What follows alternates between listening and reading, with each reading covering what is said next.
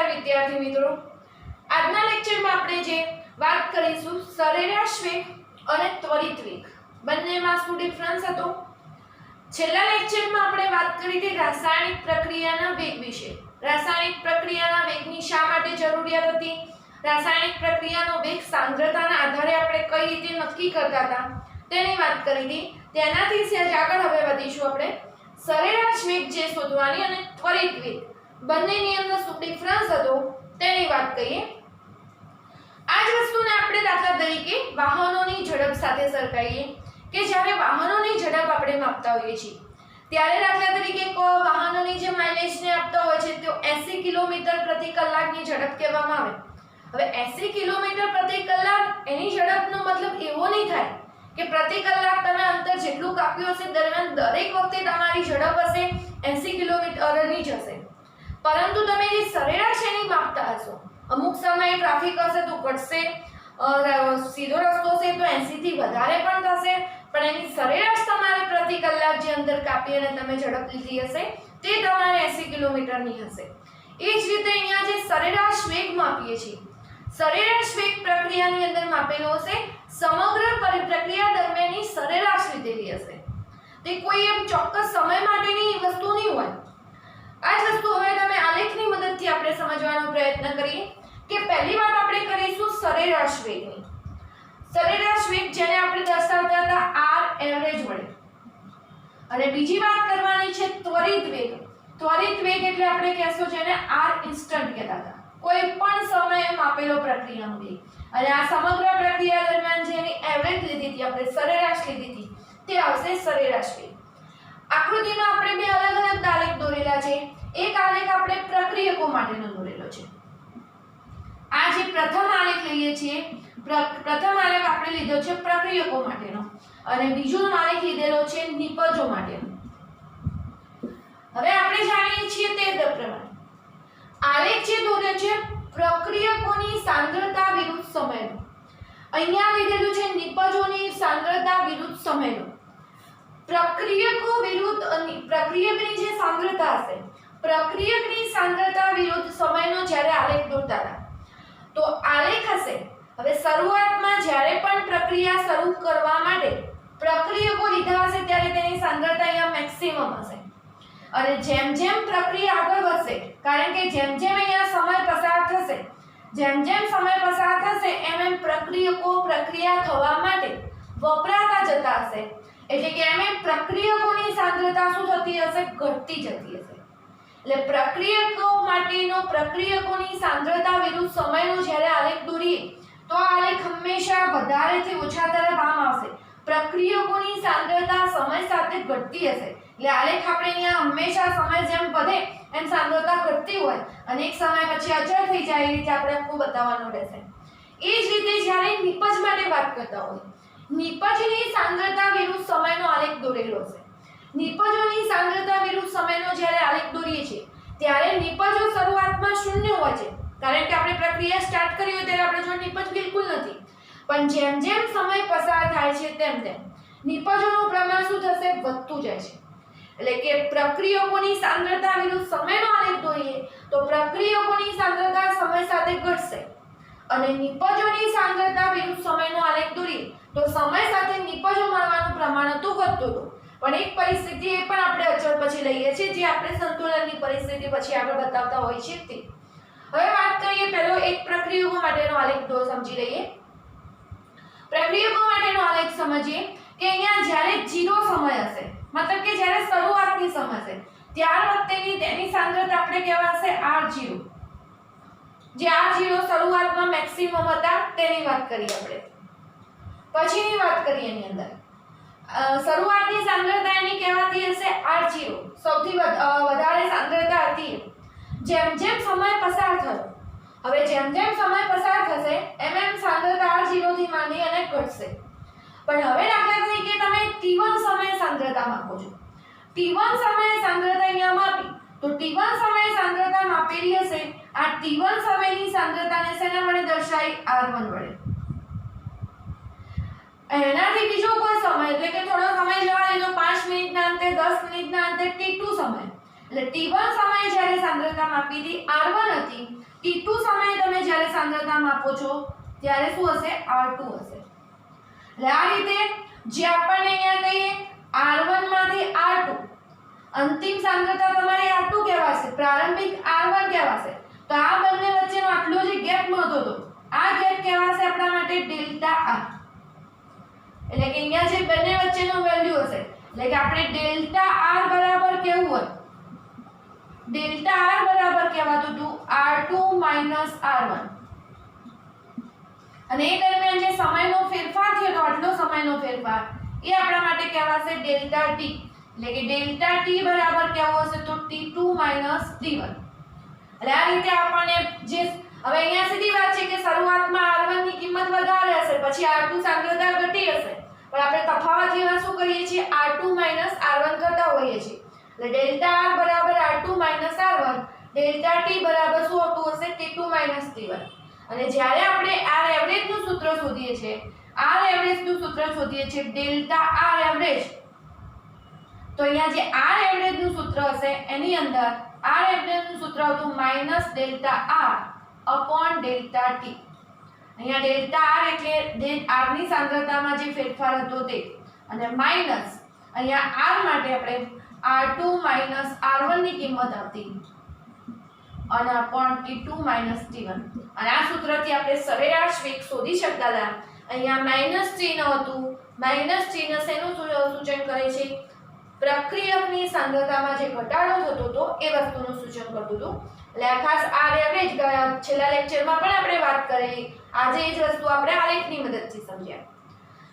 હવે વાત આવે છે કે તમે આ તો કોઈ ફિક્સ સમય આપણે માપ્યો કે અલગ અલગ સમયની સાંદ્રતા આપણે માપેલી હતી અને આલેખની મદદથી ગણતરી કરી અને આ રીતે આપણે r એવરેજ શોધતા હતા. એટલે પણ સરેરાશ વેગ તમારે સમગ્ર પ્રક્રિયા દરમિયાનનો રાસાયણિક પ્રક્રિયાનો વેગ દર્શાવશે. પરંતુ આપણે પ્રક્રિયાના કોઈ પણ એક સમયે સાંદ્રતા એ વખતે કેટલી હશે પ્રક્રિયકોની, કોઈ પણ સમયે એની સાંદ્રતા માપવી છે. દાખલા તરીકે અહીંયા કોઈ t સમયે એની સાંદ્રતા માપવી હશે. હવે t સમયે એની સાંદ્રતા માપવી હોય તો t સમયે અહીંયા સાંદ્રતા માપવી હશે તો હવે અહીંયા શું કરવામાં આવતું હતું કે આપણો આલેખ જે હતો વક્રરેખા હતો, અને વક્રરેખા હોય તો વક્રને જે છેદતો હશે શું દોરવામાં આવતો હશે? સ્પર્શક દોરવામાં. અને સ્પર્શકને અનુલક્ષીને આપણે શું બનાવશું? ઢાળ બનાવતા હતા.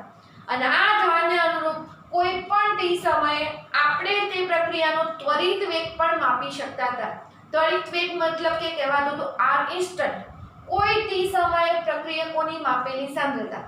એટલે કોઈ t સમયે પ્રક્રિયકોની માપેલી સાંદ્રતા આ જે અહીંયા t બિંદુ છે તેને છેદતો અહીંયા સ્પર્શક દોરવામાં આવે, અને સ્પર્શક જે અહીંયા છેદશે એને અનુલક્ષીને આપણે શું કરતા હતા? ઢાળ બનાવતા હતા. અને એ ઢાળને અનુરૂપ આપણે મૂલ્ય ગણી અને એના ઉપરથી આપણે માઈનસ dr dt ની વેલ્યુ લેતા હતા. એટલે આ રીતે એની અંદર અહીંયા એને અનુલક્ષી અને જે છેદતો હોય એ બિંદુને અનુલક્ષીને ઢાળ મેળવવામાં આવતો હતો. ઢાળમાં અહીંયા માઈનસ dr અને upon dt. એટલે કે એ રીતે આપણે ગણિતીય સ્ટેપ છે અહીંયા ખરેખર, પણ એની મદદથી r ઇન્સ્ટન્ટ નું સૂત્ર જોઈતું હોય તો r ઇન્સ્ટન્ટ જે ત્વરિત વેગ કહેવાતો હતો, અને આ ત્વરિત વેગ માટેનું સૂત્ર આના મદદથી ઢાળની મદદથી આપણે dr/dt સૂત્ર લખી એટલે -dr dt આ સૂત્ર વાપરી અને તે સમયે આપણે ત્વરિત વેગ પણ શોધી શકીએ છીએ. એટલે કોઈ t સમયે આપણે અહીંયા જે હશે અહીંયા સ્પર્શક દોરતા હતા અને સ્પર્શક દોરી અને એની મદદથી આખી વસ્તુની ગણતરી કરી શકતા હતા. પછી વાત આવશે એ જ રીતે. એટલે આ વાત કરીએ આપણે પ્રક્રિયકો માટેના સરેરાશ વેગ શોધવો હોય એ વખતનો, અને કોઈ સમય આપણે જે r ઇન્સ્ટન્ટ કહીએ, ત્વરિત વેગ કહીએ, સ્પર્શક દોરી સ્પર્શકને લગતો ઢાળ દોરતા હતા અને જે ઢાળનું મૂલ્ય જે મળતું હતું એ -dr નિપજોની જે સાંદ્રતા તે હશે અપોન જે સમયનો ફેરફાર હતો તેની મદદથી આપણે અહીંયા ગણી શકતા હતા. આલેખની અંદર આ રીતે અહીંયા બિંદુએ છેદે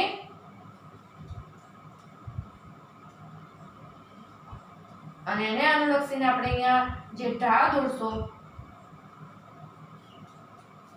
એટલે ઢાળના મૂલ્ય પરથી આપણને માહિતી મળતી હતી. આલેખ સેટ તમારે પાઠ્યપુસ્તકમાં જોઈ લેવો, વ્યવસ્થિત જે દોરીને આપ્યો છે એ પ્રમાણે એની અંદર લખવાનું રહેશે. પછી વાત આવશે વિરુદ્ધ સમય માટે નિપજની સાંદ્રતા વિરુદ્ધ સમય માટે આલેખ દોરીએ ત્યાંની વાત છે.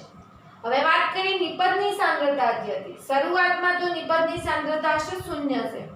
જેમ જેમ સમય પસાર થતો હતો તેમ નિપજની સાંદ્રતા શું થતી હતી? વધતી હતી. એટલે હવે અહીંયા દાખલા તરીકે કોઈ t1 સમયે નિપજની સાંદ્રતા કીધી હોય તો p1 જેટલી હશે. t2 સમય અમુક સમયના અંતે માપી હશે તો એ કેટલી હશે? p2 જેટલી હશે. અને અહીંયા જે સમયગાળામાં આટલો જે ફેરફાર થયો એટલે કે અહીંયા p1 જેટલી સાંદ્રતા, આ કહીએ p2 જેટલી સાંદ્રતા, અને બંનેમાં જે ફેરફાર હશે આ ફેરફાર કોના જેટલો હશે? ડેલ્ટા p જેટલો. અને ડેલ્ટા p બરાબર p2 p1 કહેતા હતા. એ જ રીતે અહીંયા સમયનો જે ફેરફાર હતો, સમયનો ફેરફાર પણ શું કહેવાતો? તો ડેલ્ટા t. એટલે અહીંયા ફરીથી આની અંદર પણ નિપજો માટે પણ લખવું હોય તમારે તો નિપજો માટે પણ લખી શકતા હતા. ડેલ્ટા p બરાબર p2 p1 ની સાંદ્રતા, અંતિમ માઈનસ પ્રારંભિક આપણે કરતા હોય એટલે ડેલ્ટા p ની કિંમત. એ જ રીતે જો સમય માટે શોધીએ ડેલ્ટા t બરાબર t2 t1, અને આ અનુલક્ષીને આપણે જો સૂત્ર લખીએ તો સૂત્ર લખી શકતા હતા r એવરેજ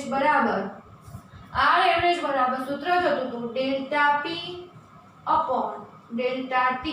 અહીંયા સૂત્ર પ્લસ આવશે કારણ કે નિપજોની સાંદ્રતા શું થતી હતી? વધતી હતી માટે. બરાબર આના બરાબર લખવું તો ડેલ્ટા p ની કિંમત આવતી હતી p2 p1 upon t2 t1. આ રીતે નિપજો માટે પણ સરેરાશ વેગ શોધી શકતા હતા. હવે વાત આવશે કોઈ t સમયે સાંદ્રતા શોધવી હોય. t સમયે સાંદ્રતા શોધવી હોય તો અહીંયા જે સમય તમે લીધો હશે એને અનુરૂપ અહીંયા તમે ફરીથી સ્પર્શક દોરવામાં આવતો હતો એને છેદતો, અને સ્પર્શક દોર્યા બાદ એને અનુલક્ષીને આપણે એ રીતે ઢાળ શોધતા હતા. ઢાળનું મૂલ્ય અહીંયા dp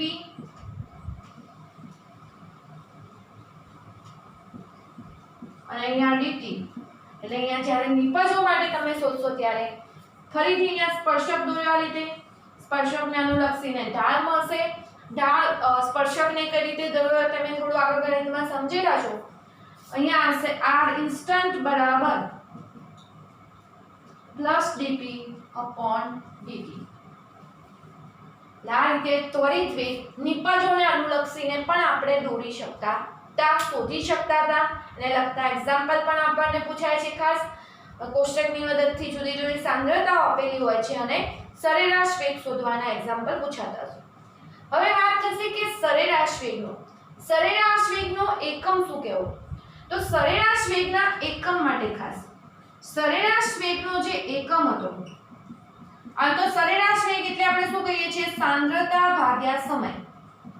કારણ કે અંશમાં આપણે સરેરાશ વેગમાં ડેલ્ટા r હોય કે ડેલ્ટા p હોય, સાંદ્રતા લીધી છે અને છેદમાં તો સમય હતો. તો સાંદ્રતા આપણે માપતા હોઈએ છીએ મોલ લિટર એકમમાં, મોલ પ્રતિ લિટર. એટલે મોલ લિટર ઇન્વર્સ પ્રતિ સમય હતો એટલે સેકન્ડ ઇન્વર્સ. હવે એ પ્રમાણે જો તમે સમય સેકન્ડમાં લીધો હતો તો સેકન્ડ ઇન્વર્સ, કલાકમાં લીધો હતો કલાક ઇન્વર્સ, વર્ષમાં હોય તો વર્ષ ઇન્વર્સ. એ રીતે સાંદ્રતા ભાગ્યા સમય, સાંદ્રતા આપણે મોલારિટી એકમમાં એટલે મોલ પ્રતિ લિટર ઇન્વર્સ, સેકન્ડ ઇન્વર્સ સમયનો જે એકમ હશે એને અનુલક્ષીને પછી આગળ જે એક્ઝામ્પલમાં તમને આપેલું હોય એ પ્રમાણે તમારે સરેરાશ વેગનો અને એનો એકમ મૂકવાનો રહેશે. તો ખાસ આલેખની મદદથી જે આપેલી માહિતી છે મેથેમેટિકલ સ્ટેપ આધારિત છે. વ્યવસ્થિત સમજી અને સૂત્રો યાદ રાખવા અને એને રિલેટેડ જે એક્ઝામ્પલ આવે તે પણ ગણવા માટે સૂત્રમાં ખાસ મદદરૂપ થશે તમને.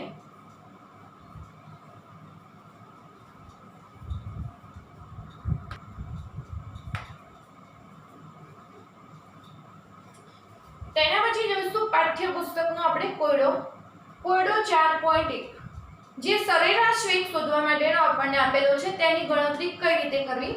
તમે કોષ્ટક બનાવીને પણ ગણતરી કરી શકો છો, અલગ અલગ રીતે એને સ્ટેપ બાય સ્ટેપ લખીને પણ ગણતરી કરી શકશો.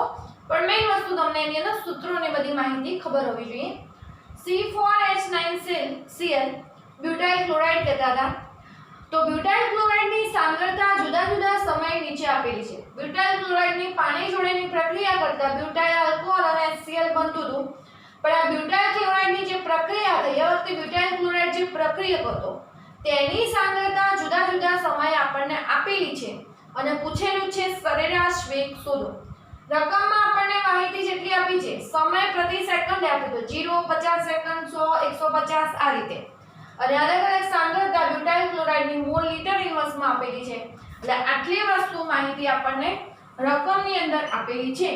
અને એ સમય સેકન્ડમાં 0 સેકન્ડે 100 સાંદ્રતાથી 50 સેકન્ડે આટલી, 100 આટલી, 200 300 400 આટલી સાંદ્રતા, 700 800. અને સરેરાશ વેગ શોધવાનું આપણને કીધેલું છે. સમય સેકન્ડમાં આપેલો છે અને સાંદ્રતા આપણને મોલ લીટર ઇન્વર્સમાં આપી. તો એવી વખતે સરેરાશ વેગ જો આવી રીતે અલગ અલગ કોષ્ટક રૂપે તમને આપેલું હોય રકમમાં, તો તમારે પ્રથમ તો એનો આ રીતે એક કોષ્ટક બનાવી લો. R1 શરૂઆતની સાંદ્રતા R1, જે સાંદ્રતા આપણે કયા એકમમાં લીધા હતા, તો એકમ આપણે એને કહેતા હતા મોલ લીટર ઇન્વર્સ. R2 આ પણ આપણે મોલ લીટર ઇન્વર્સમાં, સમય સેકન્ડમાં, આ પણ સમય સેકન્ડમાં. ડેલ્ટા R કરશો, આ પણ આપણને મળતું હતું મોલ લીટર ઇન્વર્સમાં, સમય પણ સેકન્ડમાં. અને આ R એવરેજ જે ગણશો mole litre inverse second inverse, આ રીતે એનો એકમ મળતો હતો. હવે અહીંયા કઈ રીતે એની માહિતી ભરવી અને સાદુરૂપ આપવું. તમે માહિતી ભરશો તો એ રીતે સાદુરૂપ આપશો, તમને સરેરાશ વેગ દરેક વખતે અહીંયા મળી જશે. દાખલા તરીકે R1 R2 શરૂઆતની સાંદ્રતાને કહેવાશે 0 સેકન્ડે આપણે કહીએ છીએ. તો 0 સેકન્ડે જે 0 સેકન્ડની સાંદ્રતાને R1 કીધી અને બીજા નંબરે 50 સેકન્ડની સાંદ્રતા હતી એને T2 કીધી, મતલબ કે અહીંયા R2 કહેશો. તો T1 સમયે જ્યારે 0 સેકન્ડ હતી એ વખતની સાંદ્રતા 0.100 મોલ લીટર ઇન્વર્સ, 0 થી વધીને સમય કેટલો કર્યો 50. તો 0 થી 50 થયો તો એ વખતે R2 ની કિંમત શું થઈ 0.0905. હવે અહીંયા ડેલ્ટા R કરવાનો છે. ડેલ્ટા R એટલે શું કરવાનું R2 R1. એક આપણે એક્ઝામ્પલ લઈએ એટલે આપણે શું કરીશું 0.0905 માઈનસ 0.100 કરીશું. અને આનો જવાબ જે આવશે એ આપણા માટે શું કહેવાતો હશે ડેલ્ટા R કહેવાશે. અને T2 T1 એટલે 50 0 કરીશું, એનો જે જવાબ આવશે ડેલ્ટા T કહેવાશે. તો આપણે સાદુરૂપ આપી દઈએ છીએ અહીંયા 0.0905 માઈનસ 0.100. અને હંમેશા આ રીતે વાત કરશો તો જવાબ તમને માઈનસમાં જ મળશે. તો માઈનસ 0.0095, 50 માંથી 0 જાય તો 50 સેકન્ડ. અને હવે જો તમારે R એવરેજ ની ગણતરી કરવી હોય તો સીધી વાત છે, આ માઈનસ છે સૂત્રમાં માઈનસ છે તો માઈનસ માઈનસ પ્લસ થઈ જશે. 0.0095 ડેલ્ટા R ની કિંમત અપોન ડેલ્ટા T. તો 0.0095 ભાગ્યા કેટલા કરશો તમે 50 કરશો તો પ્લસમાં જવાબ હવે થઈ જશે 0.00019. તમે 10 ના પાવરમાં પણ આ જવાબ લખી શકો છો. એટલે આ રીતે R એવરેજ મોલ લીટર ઇન્વર્સમાં મળશે. એટલે આ એક આખી તમને ગણતરી કરીને બતાવી દીધી. એ રીતે તમારે કોષ્ટક બનાવી અને અલગ અલગ કિંમતો મેકવાની રહેશે. હવે દાખલા તરીકે અહીંયા T1 તરીકે 50 સેકન્ડ, 50 થી 100 લઈએ. હવે 50 સમય હતો સેકન્ડનો, એ વખતેની સાંદ્રતા હતી 0.0905. 100 સેકન્ડે થઈ 0.0820. અને હવે એનું આગળ સાદુરૂપ તમે આપી શકો છો એ પ્રકારનું છે. પછી વાત આવશે 100 સેકન્ડ થી લઈ અને લખશો 150 સેકન્ડ સુધી. 100 સેકન્ડ હતું એ વખતેની સાંદ્રતા હતી 0.0820. 150 હતી ત્યારે હતી 0.0741. પછી વાત આવશે 150 સેકન્ડ થી લઈ અને 200 સેકન્ડ સુધી. 150 સેકન્ડ હશે ત્યારે જવાબ હશે 0.0741. પછી થશે 0.0671. 200 સેકન્ડ સમય થયો ત્યારની સાંદ્રતા. પછી વાત બનાવશો 200 થી 300 ની સાંદ્રતા. હવે 200 થી 300 એટલે 200 ની સાંદ્રતા હતી ત્યારે 0.0671, 0.0549. પછી વાત આવશે 300 થી માંડી અને 400 સુધી. 300 જ્યારે સેકન્ડ હતી ત્યારે હતો 0.0549, 0.049 થી 0.0439. પછી 400 થી માંડી અને 700 સુધીનો એક ગાળો લેવાનો. અને છેલ્લો આવશે 700 થી લઈ અને 800 સુધીનો. મતલબ કે 400 સેકન્ડ હશે એ વખતની સાંદ્રતા 0.0439, 700 સેકન્ડ હશે એ વખતેની 0.0210, 700 સેકન્ડ હશે એ વખતે 0.0210 અને પછી 800 સેકન્ડ હશે 0.017. સરળતાથી ખબર પડી જાય પ્રકારનું છે. પછી આ તો તમે આટલી વસ્તુ તો આપણે રકમ ઉપરથી લખી. શરૂઆતની સાંદ્રતા r1, અંતિમ r2, એક એકનો ગાળો લઈ અને તમે આ રીતે કોષ્ટક બનાવી શકો. પછી ડેલ્ટા r ની કિંમત દર વખતે શોધવી હોય r2 r1, આના માઈનસ r, આના માઈનસ r, એ રીતે ડેલ્ટા r કરશો. એ જ વખતેનો સમયનો ફેરફાર 100 50, 100 50, દરેક વખતે એ રીતે અલગ અલગ. દર વખતે આપણે 50 નો ગાળો નથી લેતો, સમય અલગ અલગ આપેલો છે. એ રીતે ડેલ્ટા t. આનો જે માઈનસમાં જવાબ હંમેશા આવતો હશે ભાગ્યા અહીંયા સમય કરશો તો તમને શું મળી જશે? r એવરેજ, સરેરાશ વેગ મળી જશે. દાખલો સરળતાથી તમે સાદુરૂપ આપી અને કરી શકો તેમ છે, પણ આટલું તમને ખાસ પહેલા લખતા આવડવું જોઈએ. એ વાત અહીંયા મહત્વની હતી. તો વ્યવસ્થિત રીતે ચોપડાની અંદર પાઠ્યપુસ્તકનો આ કોયડો લખી દેવો. ઘણીવાર આ રીતના સહેલા એક્ઝામ્પલ પણ એક્ઝામમાં પૂછાતા હોય છે.